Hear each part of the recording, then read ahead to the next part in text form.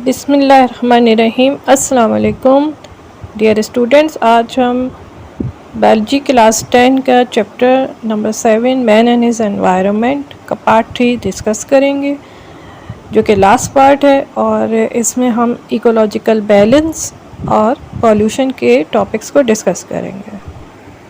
Ecological balance या ecosystem balance क्या है?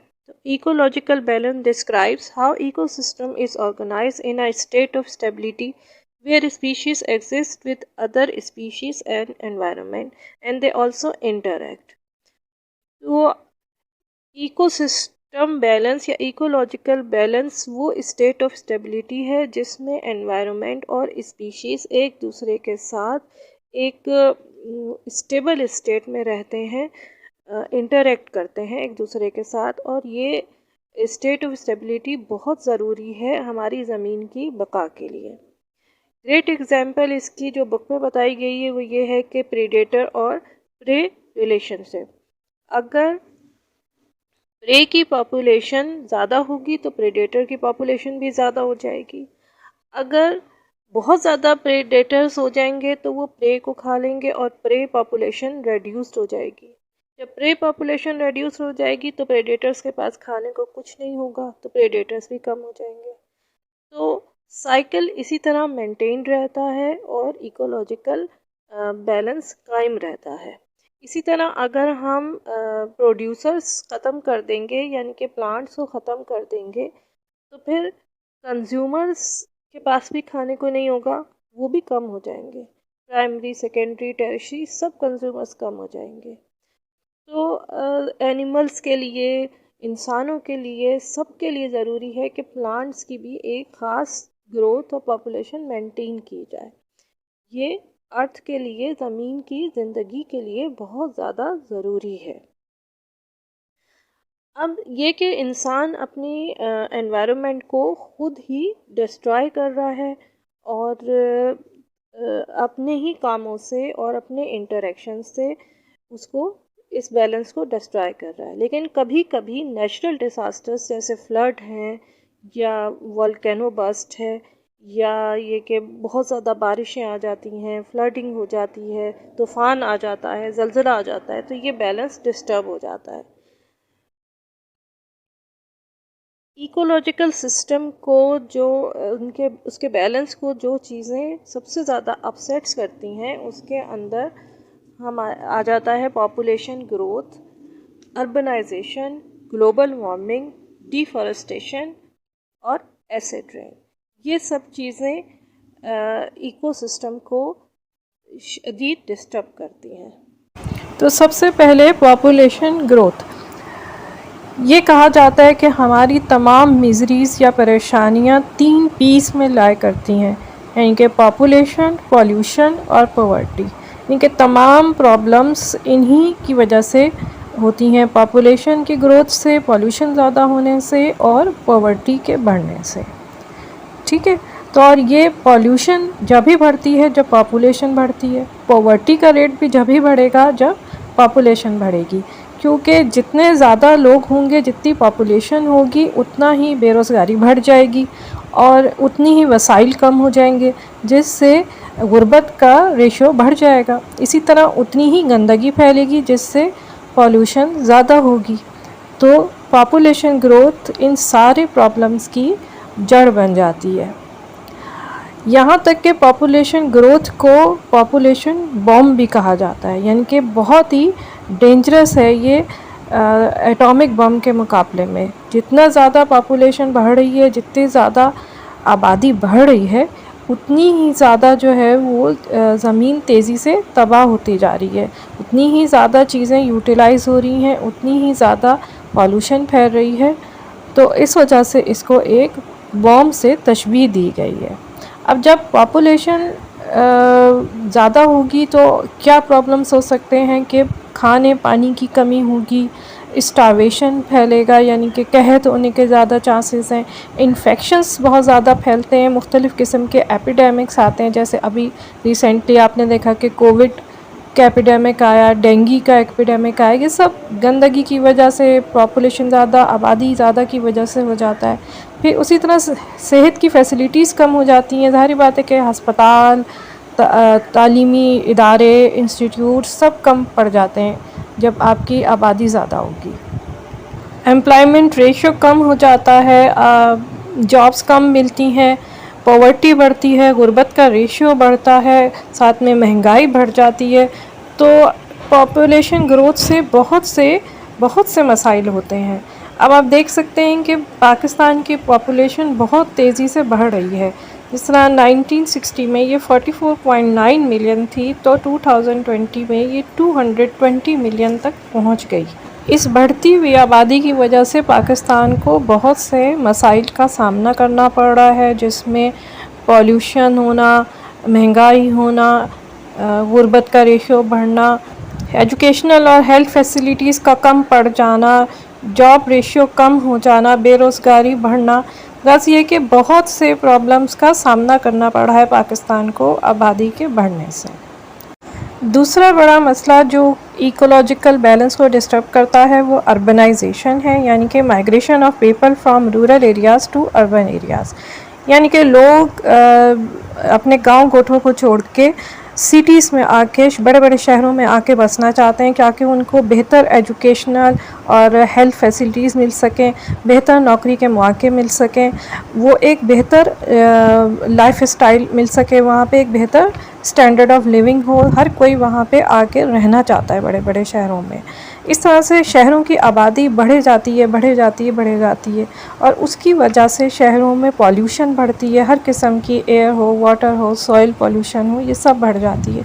इसके अलावा जराइम के शरह भी बहुत ज़्यादा बढ़ जाती है, पॉवर्टी बढ़ जाती है, जिस भी किस्म के सोशल इवल्स हैं वो बहुत ज़्यादा इंक्रीज़ हो जाते हैं। यानी कि चोरी चकारी, डकैती, किडनैपिंग, इस तरह के, और आपस में क्लैशेस होना, लोगों के ज़ुबान के फ़र्क से क्लैशेस होना, लोगों के कल्चर जो कॉन्फ्लिक्ट्स होते हैं उनकी वजह से क्लैशेस होना, और ये कि शहरों में जो दरख्त होते हैं, पौधे होते हैं, वो कम पड़ जाते हैं और उनको काटा जाता है ताकि जो है वो वहाँ पे ज़्यादा से ज़्यादा बिल्डिंग्स बनाई जा सकें, ज़्यादा से ज़्यादा लोग रह सकें। तो ग्रीनरी कम हो जाती है शहरों में, उस वजह से शहरों में पॉल्यूशन और भी ज़्यादा बढ़ती है और बहुत से मसाइल पैदा होते हैं। जैसे कराची भी अब एक कंक्रीट का जंगल बन चुका है। कराची को कचराची कहते हैं, यहाँ पे बहुत ज़्यादा कचरा जमा हो चुका है। तो यहाँ पे बहुत ज़्यादा माइग्रेशन होती है, लोग हर किस्म के मुख्तलिफ़ पाकिस्तान के जगह जगह से यहाँ पे आके लोग बसते हैं, रहते हैं। हर किस्म की कम्युनिटी रह रही है, आए दिन क्लैशेस होते रहते हैं, जराइम की शरह बढ़ गई है। तो ये सब अर्बनाइजेशन की वजह से होता है। 1947 में पाकिस्तान में अर्बन पॉपुलेशन सिर्फ 18% होती थी, लेकिन अब वो 40% से भी ऊपर जाती है। यानी कि पाकिस्तान की पूरी आबादी में से तकरीबन 50% के करीब आधी आबादी शहरों में रह रही है। शहरों की आबादी बहुत ज़्यादा बढ़ चुकी है, जिसकी वजह से शहरों के मसाइल भी बढ़ चुके हैं। तीसरी बड़ी चीज़ जो इकोलॉजिकल सिस्टम का बैलेंस ख़राब करती है वो डिफ़ॉरेस्टेशन है। हम सबको पता है कि जंगलात हमारे लिए बहुत ज़रूरी हैं, बारिशों के लिए, सॉइल को मेंटेन करने के लिए, सैलाब से बचाने के लिए, और ऑक्सीजन के लिए, क्योंकि प्लांट्स ऑक्सीजन हवा में छोड़ते हैं जिसको हमारे सांस लेने के लिए बहुत ज़रूरी है। इस तरह से अगर जंगलात को काटा जा रहा है बहुत तेज़ी से, तो ज़ाहिर बात है कि हमारे लिए बहुत से मसाइल क्रिएट होंगे। अब जंगलात को क्यों काटा जाता है? ज़ाहिर बात है ईंधन के लिए, फर्नीचर बनाने के लिए, एग्रीकल्चर नीड्स के लिए जगहें चाहिए होती हैं, रोड्स बनाने के लिए, डैम्स बनाने के लिए, बिल्डिंग्स बनाने के लिए, बिल्डिंग मटेरियल्स के लिए इस्तेमाल होते हैं। जैसे कि बहुत सी चीज़ों में ये लकड़ियाँ इस्तेमाल होती हैं, जिसकी वजह से जंगलात को तेज़ी से काटा जा रहा है। अब जितनी तेज़ी से जंगलात को काटा जा रहा है, उतनी ही तेज़ी से हमको चाहिए कि हम उनको रिप्लेस करें, यानी कि ज़्यादा से ज़्यादा दरख्त लगाएं, क्योंकि जंगलात के कटने से सैलाब बहुत ज़्यादा आते हैं, सॉइल ख़राब हो जाता है और बारिशों में कमी होती है, इतना अच्छा सॉइल नहीं रहता, उसकी फर्टिलिटी लूज़ हो जाती है, उसके अंदर आप क्रॉप्स नहीं उगा सकते, यानी कि खेतों की भी डिस्ट्रक्शन हो जाती है, आप सब्जियां और फल उस तरह से नहीं उगा सकते जैसा होता है। इस तरह वहाँ पे जानवर जो वहाँ के रहते हैं, अगर फॉरेस्ट ही नहीं रहेगा, दरख्त ही नहीं रहेंगे, तो वहाँ की वाइल्ड लाइफ भी ख़राब हो जाती है, जानवर वहाँ से माइग्रेट कर जाते हैं, मर जाते हैं। इसी तरह से दरख्त ना होने की वजह से, कम दरख्त होने की वजह से, कम प्लांट्स होने की वजह से बीमारियों की भी शरह ज़्यादा हो जाती है, ज़्यादा से ज़्यादा डिजीज़ फैलती हैं, नए नए किस्म के वायरसेस आते हैं, क्योंकि हवा साफ़ नहीं हो रही होती। इसीलिए कहा जाता है कि जंगलात हमारे लिए फेफड़ों का काम देते हैं, हमारे सांस लेने के लिए बहुत ज़रूरी है। हमारा सांस, हमारी ऑक्सीजन, हमारी फ़ज़ा, इनकी वजह से, हमारा मौसम इनकी वजह से कायम रहता है। तो हमें चाहिए कि हम ज़्यादा से ज़्यादा पौधे और दरख्त लगाने की कोशिश करें और दरख्तों की कटाई कम की जाए। अब हम आ जाते हैं ग्रीन हाउस इफ़ेक्ट या ग्लोबल वार्मिंग की तरफ। यानी कि जो हम आजकल सुनते हैं कि जी ज़मीन गर्म हो रही है, ज़मीन का माहौल गर्म हो रहा है, क्लाइमेट चेंज हो रहा है, तो ये सब ग्रीन हाउस इफ़ेक्ट की वजह से है। जैसे जैसे शहरी आबादियाँ बढ़ रही हैं, फैक्ट्रीज़ बढ़ रही हैं, इंडस्ट्रीज़ ज़्यादा हो रही हैं, उतनी ही ज़्यादा हार्मफुल गैसेस रिलीज़ हो रही हैं, जिसमें कार्बन डाइऑक्साइड और मीथेन सरफ़हरिस्त है। इन्हीं को ग्रीन हाउस गैसेस कहा जाता है। ये गैसेस बहुत ही ज़्यादा मिक़दार में जब एटमॉस्फेयर में जमा हो जाती हैं, तो ये ओज़ोन के नीचे एक्यूमुलेट हो जाती हैं, और ये सूरज की जो एनर्जी ज़मीन से रिफ़्लेक्ट होके वापस जाती है एटमॉस्फेयर में, उसको नहीं जाने देती, बल्कि वहीं रोक लेती हैं। इस तरह सारी हीट इसी तरह से ज़मीन के एटमॉस्फेयर में ही रह जाती है, ओज़ोन की लेयर के नीचे, जिसकी वजह से ज़मीन का टेम्परेचर बढ़ जाता है, और इसी को ग्लोबल वार्मिंग कहते हैं। इस ग्लोबल वार्मिंग की वजह से नॉर्थ और साउथ पोल पे जो आइस है, पोलर आइस है या ग्लेशियर्स हैं, वो तेज़ी से पिघल रहे हैं, और उसकी वजह से सी लेवल राइज़ हो रहा है, इनके समंदर की सतह बढ़ रही है। और जो एरियाज़ जो कि कोस्टल एरियाज़ हैं, जो समंदर के करीब हैं, उनका समंदर में जाने का ख़तरा है, यानी कि समंदर की सतह इतनी राइज़ हो जाएगी कि कहा जाता है कि बहुत से शहर बाद में समंदर के नीचे ही चले जाएंगे, और इसी वजह से ज़्यादा से ज़्यादा तूफ़ान और सैलाब और फ्लडिंग का ख़तरा रहता है, जो एरिया समंदर के पास रहते हैं। इसी तरह से बारिश की बहुत ज़्यादा अमाउंट बढ़ गई है, ज़्यादा हैवी रेनफॉल्स होने लग गई हैं, क्योंकि एवापोरेशन ऑफ वाटर बहुत ज़्यादा होती है। गर्मी की वजह से ज़्यादा बुखारात उठते हैं, ज़्यादा बादल बनते हैं, और इसी वजह से बहुत ज़्यादा रेनफॉल हो रही है। कुछ इलाकों में बहुत कम बारिश हुआ करती थी, लेकिन वहाँ पे बहुत ज़्यादा बारिश होने लग गई है। जहाँ नहीं होती थी वहाँ भी अब बहुत ज़्यादा बारिश होने लग गई है, या यालाबारी भी बहुत ज़्यादा देखी जा रही है। तो ये सब ग्लोबल वार्मिंग की वजह से है। इसी तरह एसिड रेन है। एसिड रेन भी बहुत ज़्यादा हमारे इकोलॉजिकल सिस्टम को बर्बाद कर रही है, उसका बैलेंस ख़राब कर रही है। अब वही अर्बनाइजेशन की वजह से, पॉपुलेशन ग्रोथ की वजह से, या इंडस्ट्रियलाइजेशन की वजह से ज़्यादा से ज़्यादा फ्यूल को बर्न किया जाता है, ज़्यादा से ज़्यादा केमिकल्स इंडस्ट्रीज़ में यूज़ हो रहे हैं, और उन इंडस्ट्रीज़ से बहुत ही ज़्यादा ख़तरनाक किस्म का धुआं निकलता है, जिससे carbon dioxide, sulphur dioxide, nitrogen dioxide, ये सब एयर में रिलीज़ होती हैं। ये गैसेस बारिश के साथ ज़मीन पर आती हैं और हमारे सॉइल को डिस्ट्रॉय करती हैं, ज़मीन के जो माइक्रो ऑर्गेनिज़म्स हैं उसको डिस्ट्रॉय करती हैं, बिल्डिंग मटेरियल को डिस्ट्रॉय करती हैं, इंसान और जानवरों की जिल्द को नुकसान पहुंचाती हैं, बहुत सी जल्दी बीमारियां करती हैं, एलर्जीज़ बढ़ाती हैं। गर्ज है कि ये गैसेस हमारे लिए बहुत ज़्यादा नुकसानदेह साबित होती हैं। इसी वजह से इंडस्ट्रीज़ के अंदर फ़िल्टर्स लगने चाहिए, ताकि ये गैसेस हमें नुकसान ना पहुंचाएं। तो अब हम आ जाते हैं अपने सेकंड टॉपिक की तरफ, यानी कि पॉल्यूशन या आलूदगी। तो पॉल्यूशन को कैसे डिफ़ाइन किया जाएगा कि any undesirable change in the physical, chemical और biological characteristics of air, land, water and soil which may or will harmfully affect human life, plants, animals, industrial processes, living conditions and cultural assets. यानी कि हमारे माहौल में कोई भी ऐसी चीज़ undesirable तब्दीली आना जो कि पानी में हो, हवा में हो या मिट्टी में हो, जो कि हमें हमारी लाइफ को, प्लांट्स को, एनिमल्स को हार्मफुली अफेक्ट करें, हमारे लाइफस्टाइल को, हमारी लिविंग कंडीशंस को, हमारे कल्चरल एसेट्स को, हमारी बिल्डिंग्स को, हमारी तामीरात को, इन सब को डिस्ट्रॉय करे, हमारी हवा को ख़राब करे, हमारे पानी को पॉल्यूट करे। ये तमाम अनडिज़ायरेबल चेंजेस जो हैं ये सब मिला के एनवायरमेंटल पॉल्यूशन हो जाती है। पॉल्यूटेंट्स क्या होते हैं? तो वो तमाम सब्सटेंसेस जो पॉल्यूशन करें, किसी भी किस्म की पॉल्यूशन करें, वो तमाम चीज़ें, वो तमाम अनासिर ये पॉल्यूटेंट्स कहलाते हैं। कुछ कॉमन पॉल्यूटेंट्स ये हैं कि जैसे सूट है, स्मोक है, टार है, डस्ट है, ये सब ऐसे मैटर जो कि डिपॉज़िट हो जाएं। गैसेस हैं जैसे सल्फ़र डाइऑक्साइड है, कार्बन मोनोऑक्साइड है, कार्बन डाइऑक्साइड है, ओजोन है।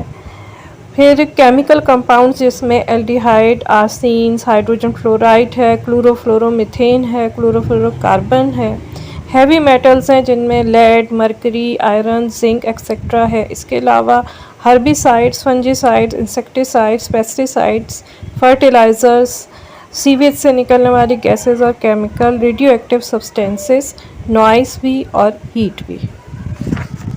पॉल्यूशन को दो बड़ी क्लासेस में डिवाइड कर दिया जाता है, जो कि मटेरियल पॉल्यूशन और नॉन मटेरियल पॉल्यूशन। तो मटेरियल पॉल्यूशन में जब कोई मैटर वाली चीज़ यानी कि मटेरियल या सब्सटेंस बहुत ज़्यादा अमाउंट में एनवायरनमेंट में हो जाए और वो पॉल्यूशन करे, तो वो मटेरियल पॉल्यूशन है, जैसे एयर में, वाटर में या सॉइल पॉल्यूशन हो जाना। इसी तरह नॉन मटेरियल पॉल्यूशन क्या है कि कोई मटेरियल तो नहीं बढ़ा है, लेकिन एनवायरनमेंट किसी वजह से बहुत ज़्यादा डिस्टर्ब हो गई है और रहने के काबिल नहीं रही, तो इसमें नॉइज़ पॉल्यूशन, हीट पॉल्यूशन और रेडिएशन पॉल्यूशन आ जाता है। एयर पॉल्यूशन क्या है? तो जब when amount of solid waste or concentration of gases other than oxygen increases in atmosphere, this is known as air pollution। सभी को पता है कि एयर पॉल्यूशन का मतलब यही है कि हवा में जहरीली गैसेस का जमा होना या सॉलिड वेस्ट पार्टिकल्स का जमा होना। अब ये कि एयर पॉल्यूशन होती क्यों है, तो इसके बहुत सी वजूहात हैं। ज़ाहिरी बात है कि हमारी जो गाड़ियाँ इस्तेमाल होती हैं इनसे निकलने वाला धुआं, हमारी इंडस्ट्रीज़ से निकलने वाला धुआं, कुकिंग प्लांट्स से निकले वाली गैसेस, इसी तरह इलेक्ट्रिक पावर प्लांट्स से निकलने वाली गैसेस, ये सारी चीज़ें मुख्तलिफ़ किस्म की जहरीली गैसेस पैदा करती हैं एयर में, स्मोक बढ़ाती हैं एयर में। जैसे गैसेस हैं carbon dioxide, carbon monoxide, nitrogen dioxide, CFC वगैरह, ये तमाम एयर पॉल्यूटेंट्स हैं। अब हम देख ही रहे हैं कि जिस तरह से हमारे मुल्क में, पंजाब में हालात हो रहे हैं कि स्मोक कितनी ज़्यादा हो गई है, जिसमें फॉग और स्मोक के साथ मिलकर जो बनता है वो स्मोक है। या इतनी ज़्यादा धुंध हो जाती है और वो भी जहरीली होती है, जो कि हम सांस की बीमारियां पैदा करती है, मुख्तलिफ़ किस्म की रेस्पिरेटरी डिजीज़ कर रही है, स्किन की बीमारियां हो रही हैं, जल्द पे रैशेस हो जाते हैं, एलर्जी ज़्यादा बढ़ जाती है।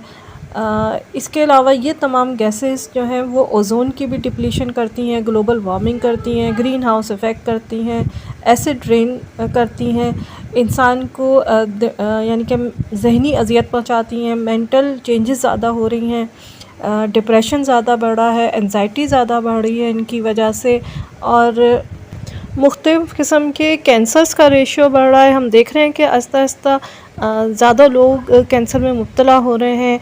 कैंसर एक बहुत बड़ी डिज़ीज़ बनता जा रहा है, जो कि पहले इतना ज़्यादा नहीं था, और ये सब पॉल्यूशन की वजह से हो रहा है। इस पे भी हमें काबू पाने की ज़रूरत है। तो हम किस तरह कंट्रोल कर सकते हैं एयर पॉल्यूशन को? तो हम प्रॉपर फ़िल्टर्स यूज़ करें इंडस्ट्रीज़ में, ताकि जहरीली गैसेस हवा में ना खारिज हों। मुख्तलिफ़ किस्म की डिवाइसेस यूज़ किए जाएँ जिससे हवा को साफ़ किया जाए और फैक्ट्रीज़ से जहरीला धुआं एयर में ना शामिल हो। इसी तरह जो है वो कुकिंग इंडस्ट्रीज़ में सोलर कुकर को यूज़ किया जाए, सोलर एनर्जी को ज़्यादा यूज़ किया जाए जगह जगह जहाँ आप फ्यूल्स यूज़ करते हैं जिससे गैसेस ज़्यादा निकलती हैं। एनवायरनमेंट फ्रेंडली फ्यूल्स यूज़ किए जाएं, जैसे कि लेड फ्री फ्यूल है, सल्फ़र फ्री फ्यूल है, या सीएनजी गैसेस हैं। ज़्यादा से ज़्यादा ऑटोमोबाइल्स या गाड़ियों को सोलर पे या इलेक्ट्रिक पे लाने की कोशिश की जाए, ना कि उनमें डीज़ल यूज़ किया जाए जिससे धुआं निकलता है और जो कि एयर पोल्यूशन बढ़ाता है। इसी तरह एफॉरेस्टेशन भी ज़रूरी है, ताकि ज़्यादा से ज़्यादा प्लांट्स लगाए जाएँ, ज़्यादा से ज़्यादा दरख्त लगाए जाएँ, ताकि फ़ॉरेस्ट की ग्रोथ बढ़ जाए। और कार्बन डाइऑक्साइड चूँकि दरख्त अपने अंदर ले लेते हैं, तो कार्बन डाइऑक्साइड को रिमूव करने के लिए भी फॉरेस्ट का ज़्यादा से ज़्यादा होना ज़रूरी है। वाटर पॉल्यूशन, अब हम देख रहे हैं कि हमारे दरिया हैं, झीलें हैं, हमारी समंदर है, ये सब पॉल्यूटेड होता जा रहा है। आहिस्ता आहिस्ता उसमें गंदगी बढ़ती जा रही है। जितना ज़्यादा हम इंसान की मुख्तलिफ़ एक्टिविटीज़ हो रही हैं, आबादी बढ़ रही है, उतना ही वाटर पॉल्यूट हुए जा रहा है। अब इसमें हमारे मुख्तलिफ़ किस्म के पॉल्यूटेंट्स हैं जो कि पानी को पॉल्यूट करते हैं। उसमें ऑर्गेनिक पॉल्यूटेंट्स हैं, केमिकल पॉल्यूटेंट्स हैं, थर्मल पॉल्यूटेंट्स हैं, सिल्टेशन है। ऑर्गेनिक पॉल्यूटेंट्स में जो गटर का पानी है वो आ जाता है, और जो खेतों से निकल के पानी आ रहा होता है फर्टिलाइज़र्स लेता हुआ, वो भी इसमें शामिल हो जाता है। फिर मुख्तलिफ़ किस्म की इंडस्ट्रीज़ वगैरह से भी जो आ रहा होता है वो भी इसमें शामिल हो जाता है, जैसे मिल्क इंडस्ट्रीज़ वगैरह से, शुगर मिल्स से। ये सब ऑर्गेनिक पॉल्यूशन कर रहे हैं वाटर की। इसी तरह केमिकल पॉल्यूटेंट्स हैं, उनमें पेस्टिसाइड्स, इंसेक्टिसाइड्स, फंजीसाइड्स हैं, हर्बिसाइड्स हैं, डिटर्जेंट्स हैं, हैवी मेटल्स हैं, एसिड्स हैं, माइन से निकलने वाला वेस्ट है, ऑयल वेस्ट है, रेडियो एक्टिव मटीरियल्स हैं जो कि इंडस्ट्रीज से आ रहे हैं। फिर थर्मल पॉल्यूटेंट्स हैं जो कि थर्मल या इलेक्ट्रिक पावर प्लांट से या न्यूक्लियर पावर प्लांट से जो मटेरियल निकलता है, वेस्ट निकलता है, उसको अगर पानी में डाल दिया जाए तो वो भी वाटर की पॉल्यूशन कर रहा है। फिर सिल्टेशन है जो कि deposition of soil and sand in the bottom of water reservoirs होता है, जिससे वाटर लेवल इंक्रीज़ हो जाता है और वाटर होल्डिंग कैपेसिटी उनकी कम हो जाती है वाटर रिजर्वायर्स की, और इसकी वजह से फ्लड ज़्यादा आते हैं। ये भी एक तरह की वाटर पॉल्यूशन ही होती है। अब इसी पानी की पॉल्यूशन की वजह से एक प्रोसेस होता है जिसको कहते हैं एल्गल ब्लूम या यूट्रोफिकेशन। ये एल्गी की ग्रोथ है जो कि बहुत ज़्यादा हो जाती है, क्योंकि पानी में फास्फोरस और नाइट्रोजन कंटेनिंग कंपाउंड्स ज़्यादा हो जाते हैं। इसकी वजह से पानी का कलर चेंज हो जाता है, और उसमें चूँकि ये इतनी ज़्यादा हाई रेट में होती है, तो ये जितनी भी रिक्रिएशनल क्वालिटी होती है वाटर की, यानी कि ना आप उसमें स्विम कर सकते हैं, ना ही उसमें फ़िशिंग कर सकते हैं। इसी तरह वो पानी के जानवरों को भी डिस्ट्रॉय करता है।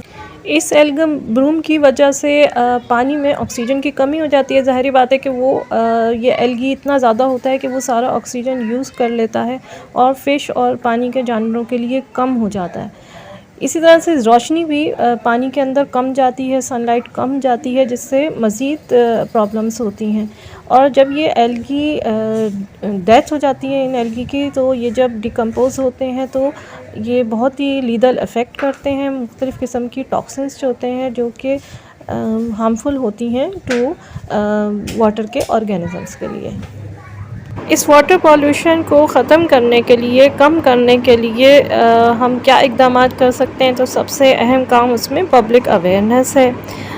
स्ट्रिक्ट लॉज़ बनाने चाहिए, स्ट्रिक्ट रूल्स बनाने चाहिए कि जो सीवरेज का पानी है वो बग़ैर ट्रीटमेंट के समंदर में या दरियाओं में नहीं फेंका जाए। इसी तरह इंडस्ट्रियल वेस्ट दरियाओं में, समंदर में नहीं जाने चाहिए। इसी तरह से एग्रीकल्चर वेस्ट भी समंदर में नहीं जाना चाहिए या दरियाओं में नहीं जाना चाहिए, उसको भी प्रॉपर ट्रीटमेंट की ज़रूरत होती है। ये सारी बातें सोशल मीडिया के ज़रिए, पॉलिटिकल लीडर्स के ज़रिए या एजुकेशनल लेवल्स पे इन मुख्तलिफ़ इंस्टीट्यूट्स में स्टूडेंट्स को बतानी चाहिए, पब्लिक अवेयरनेस क्रिएट करनी चाहिए कि पानी को मज़ीद आलूदा ना किया जाए।